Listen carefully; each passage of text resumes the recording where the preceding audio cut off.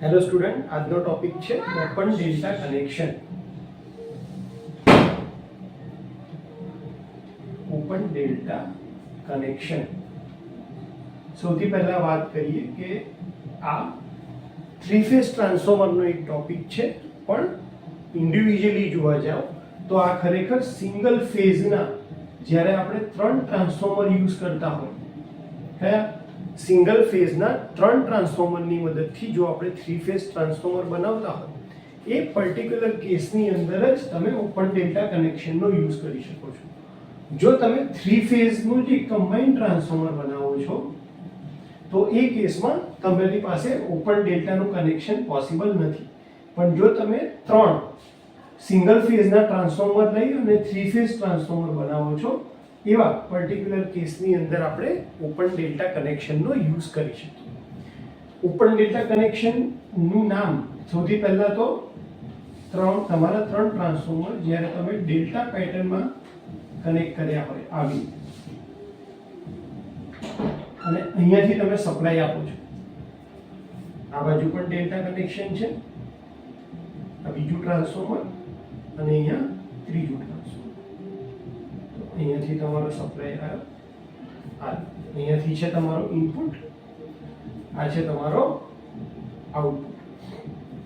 તો નોર્મલ કેસમાં delta connection છે, અહીંયાથી તમારો સપ્લાય આવી રહ્યો છે, અહીંયાથી સપ્લાય લોડમાં જઈ રહ્યો છે, અને ત્યારે આપણે આ ડેલ્ટા કનેક્શનનું રેટિંગ જોવા જઈએ તો ડેલ્ટા કનેક્શનનું રેટિંગ થશે P = √3 VL IL.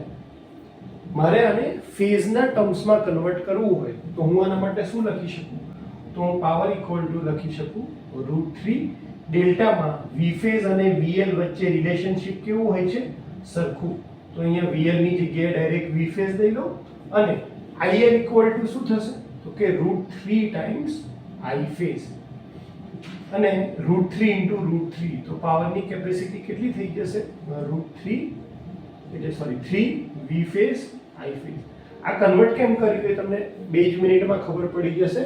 કારણ કે આપણે જ્યારે આ નોર્મલ ડેલ્ટા કનેક્શન છે કે જ્યારે ત્રણે ત્રણ ટ્રાન્સફોર્મર સિંગલ ફેઝના જે છે એ ઓકે છે, કોઈ પ્રોબ્લેમ નથી, ત્યારે પાવર રેટિંગ કેટલું છે?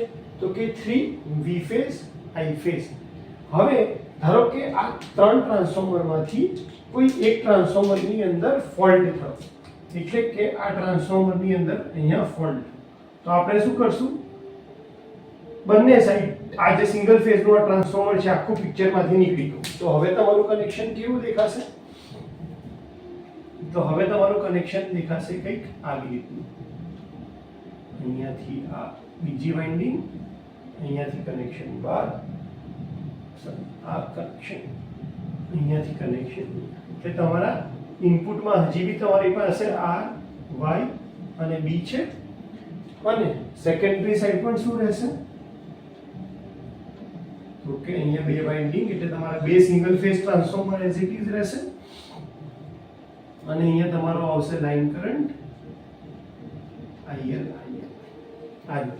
તો આ જે કનેક્શન છે કે જેમાં એક ટ્રાન્સફોર્મર બગડી જવાથી, કે હું એક ટ્રાન્સફોર્મર કહું છું કારણ કે આપણે ત્રણ ટ્રાન્સફોર્મર લીધા છે સિંગલ ફેઝના, અને એનાથી તમે ડેલ્ટા બનાવ્યું છે. તો જ્યારે કોઈ પણ એક ટ્રાન્સફોર્મરમાં ફોલ્ટ આવી જાય છે તો તમારું જે ડેલ્ટા કનેક્શન છે એ કેવું થઈ જશે? ઓપન થઈ જશે. અને એટલા માટે એનું નામ શું પડ્યું છે? Open delta connection. આનો ફાયદો શું છે કે ઓપન ડેલ્ટા થઈ જવા છતાં હજી પણ હું અહીંયા થ્રી ફેઝનો લોડ સપ્લાય કરી શકું છું. ખાલી શું થશે? કેપેસિટી ઘટી જશે. કેપેસિટી ઘટી જશે. કેમ? કારણ કે આ જે ટ્રાન્સફોર્મર સપ્લાય પહેલા લોડ કરતું હતું એ હવે કરતું નથી. તો ઓપન ડેલ્ટા કન્ડિશનમાં આ આપણું નોર્મલ ડેલ્ટા કનેક્શન હતું. હવે પાવર કયા કેસમાં આપણે ગણીએ છીએ? ઓપન ડેલ્ટા કેસમાં, કે તમારો ડેલ્ટા જે છે એ ઓપન થઈ ગયો. તો કઈ રીતે પાવર થશે? તો હવે શું થશે કે તમારો જે ફેઝ કરંટ હતો અને તમારો લાઈન કરંટ છે બંને કેવો થઈ ગયો છે? સેમ. એટલે જો હું પાવરની વાત કરું તો અહીંયા શું થઈ જશે? હવે √3 V ફેઝ ઇન્ટુ આઈ ફેઝ. કેમ?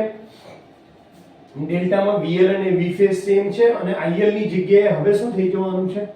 I phase current. આપણે જ્યારે પણ ઓપન ડેલ્ટા કનેક્શનમાં V ફેઝ અથવા I ફેઝ લખીએ છીએ એનો મીનિંગ શું છે કે જે સિંગલ તમારું ટ્રાન્સફોર્મર છે એનું વોલ્ટેજ રેટિંગ અને કરંટ રેટિંગ કેટલું છે એને આપણે V ફેઝ I ફેઝ થી ઓળખીએ છીએ. તો હવે ઓપન ડેલ્ટા કનેક્શનની અંદર પાવર રેટિંગ કેટલું થઈ જશે? √3 times V phase into I phase. આપણે જોવાનો રેશિયો લઈએ એટલે કે V open delta V divided by તમારું નોર્મલ ડેલ્ટા કનેક્શન. તો રેશિયો કેટલો આવશે? તો કે V નો આવે છે √3 times V phase I phase અને આનો આવે છે 3 times V phase I phase. આ કેન્સલ થઈ જાય અને અહીંયા શું થઈ જશે? √3 એટલે કે 1 ડિવાઇડેડ બાય √3 તો 57.7% 0.577 એટલે કે ટોટલ લોડ અહીંયા ધારો કે નોર્મલ કેસમાં જ્યારે ત્રણે ત્રણ ટ્રાન્સફોર્મર ઓકે હતા અને આપણે એવું ધારીએ કે એ વખતે અહીંયા 100% લોડ પ્રોવાઈડ કરતું હતું આ ટ્રાન્સફોર્મર, એની જગ્યાએ હવે જ્યારે ઓપન ડેલ્ટા કનેક્શન થઈ જશે ત્યારે 100%ની જગ્યાએ એમાંથી કેટલું લોડ એ સપ્લાય કરી શકશે? તો કે 57.7% લોડને એ એપ્લાય હજી પણ કેરી કરી શકશે. એટલે કે સિમ્પલ વર્ડ્સમાં હજી પણ કહીએ કે જો અહીંયા 100 કિલોવોટ લોડ પહેલા પ્રોવાઈડ થતું હતું તો એક ટ્રાન્સફોર્મરના બગડી ગયા પછી પણ હજી પણ એ કેટલો 57 કિલોવોટ લોડ. આ રેશિયોને આપણે સિમ્પલ સમજી શકીએ એવા વર્ડમાં લખીએ તો હજી પણ એ 57% લોડ, ટોટલ લોડના 57% લોડ આપવા માટે કેપેબલ છે. કયા કનેક્શનથી? Open delta કનેક્શનથી. આના માટે આપણે એવું પણ કહી શકીએ કે ઓપન ડેલ્ટા કનેક્શન ક્યાં યુઝ થાય છે? તો કે જ્યાં થ્રી ફેઝ ટ્રાન્સફોર્મરની જે કેપેસિટી છે એના કરતાં લોડ ઓછો છે તો તમારે એક થ્રી ફેઝ ટ્રાન્સફોર્મર યુઝ નથી કરવું અને તમારી પાસે ધારો કે બે જ ટ્રાન્સફોર્મર છે સિંગલ ફેઝના, તો તમે એ બે સિંગલ ફેઝ ટ્રાન્સફોર્મરની મદદથી ઓપન ડેલ્ટા કનેક્શન ક્રિએટ કરી શકો છો અને ઓપન ડેલ્ટા કનેક્શનની મદદથી તમારો જે લોડ છે એને તમે ચલાવી શકો છો. તો આ એક મોટામાં મોટો એડવાન્ટેજ કે જ્યારે તમારે તમારી પાસે થ્રી ફેઝ પાવર છે અને થ્રી ફેઝ ટ્રાન્સફોર્મર જે તમે લેવા માંગો છો એની જે કેપેસિટી છે એના કરતાં તમારો જે લોડ છે એ ઓછો છે. તમારો લોડ ઓછો છે એટલે તમારે એટલું મોટું ટ્રાન્સફોર્મર નથી યુઝ કરવું એક, તો તમે શું કરો છો? બે ટ્રાન્સફોર્મરની મદદથી કયું કનેક્શન ક્રિએટ કરી દો? ઓપન ડેલ્ટા કનેક્શન ક્રિએટ કરી દો અને એનાથી પણ તમે 57.7% લોડ કેરી કરી શકવાના છો. કોઈ એવું પૂછે કે ભાઈ ઓપન ડેલ્ટા 3 આપણી પાસે ટ્રાન્સફોર્મર છે તો એના માટે આપણને પાવર રેટિંગ ખબર હોય તો બે ટ્રાન્સફોર્મર હશે, તો એની કેટલા ટકા કેપેસિટી આપણે યુઝ કરી શકશું? તો એના માટેની ફોર્મ્યુલા ફરીથી અહીંયા જોઈએ કે જ્યારે આપણી પાસે બે ટ્રાન્સફોર્મર હોય તો આપણે અહીંયા લખી દઉં છું બે ટ્રાન્સફોર્મરની મદદથી કેટલો પાવર સપ્લાય કરી શકશે? તો કે 2 V ફેઝ I ફેઝ. બરાબર છે. અને જ્યારે તમારી પાસે એ જ કનેક્શન ઓપન ડેલ્ટામાં હશે તો એ કેટલો પાવર સપ્લાય કરવાનો છે? તો કે √3 times V phase I phase. Open ડેલ્ટામાં હશે ત્યારે એ કેટલો સપ્લાય કરી શકશે? તો કે √3 times V phase I phase. એટલે એની યુટિલાઇઝેશન કેપેસિટી કેટલી થશે? જો મારે યુટિલાઇઝેશન કેપેસિટી જોવી હોય તો હું શું લખીશ? તો કે √3 times V phase I phase divided by એની ફૂલ કેપેસિટી કેટલી છે? 2 times V phase I phase. એટલે કે આ કેન્સલ થાય અને જો તમે આનો રેશિયો લેશો તો આનો રેશિયો જે આવવાનો 66 એટલે કે 0.866 એટલે કે 86.6%.